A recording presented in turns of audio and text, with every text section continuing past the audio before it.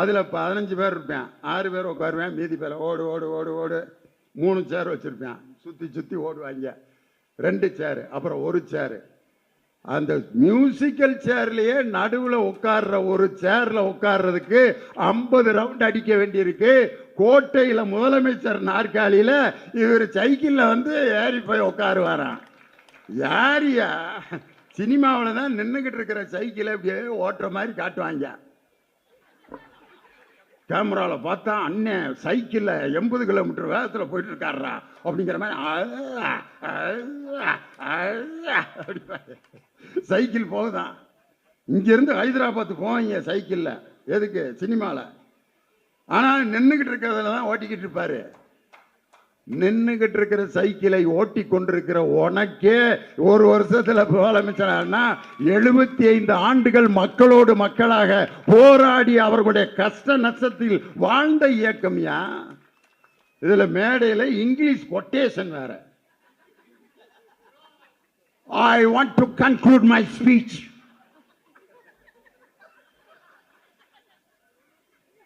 with a quotation by William Fleck. Men may come, men may go, but I will go on forever. முட்டா பேலுக 2000 பேரும் கைதட்டுறாங்க. அது William flake சொன்னதில்லை. இது எப்படி இருக்குன்னா, அகர முதல எழுத்தெல்லாம் ஆதிபகவன் முதற்றே உலகு என்று சேக்கிலார் அவர்கள் கம்பராமாயணத்தில் எழுதியிருக்கிறாரே. அப்படின்னு நீங்க என்ன நினைப்பீங்க? சேக்கிலாரை பத்தியும் தெரியல, கம்பராமாயணத்தை பத்தியும் தெரியல, திருக்குறளை பத்தியும் தெரியல. இதுல இருந்தே எழுதி கொடுத்துட்டு வந்ததுங்கிறது தெரியுதா? சொந்தமா பேச தெரியல. என் கையில ஒரு பேப்பர் இல்ல. திராவிட முன்னேற்ற கழகத்துக்காரன் 5 மணி நேரம் கொடுத்தாலும் திராவிடத்தை பற்றி பேசிக்கிட்டே இருப்போம்யா. எழுதி கொடுத்துட்டு வந்ததுங்கிறது தெரியுதா? William flake quotation. அந்த கொட்டேஷன் ஆல்ஃபிரட் டென்னிசன் என்பவர் எழுதிய வாக்கியம்.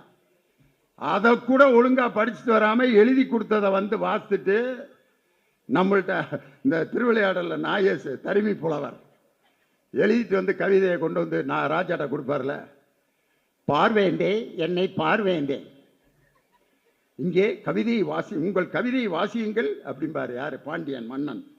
கொங்குதேர் வாக்க அஞ்சரை தும்பே காமம் செப்பாதே கண்டதே மொழிமா பயிரியது கையதும் அழியதும் உழவா நீ அறியும் பூவே. ஆஹா, அற்புதமான கவிதை. என் சந்தேகத்தை தீர்த்து வைக்கும் தருவியினுடைய பாடல் எனக்கு மிகவும் பிடித்திருக்கிறது.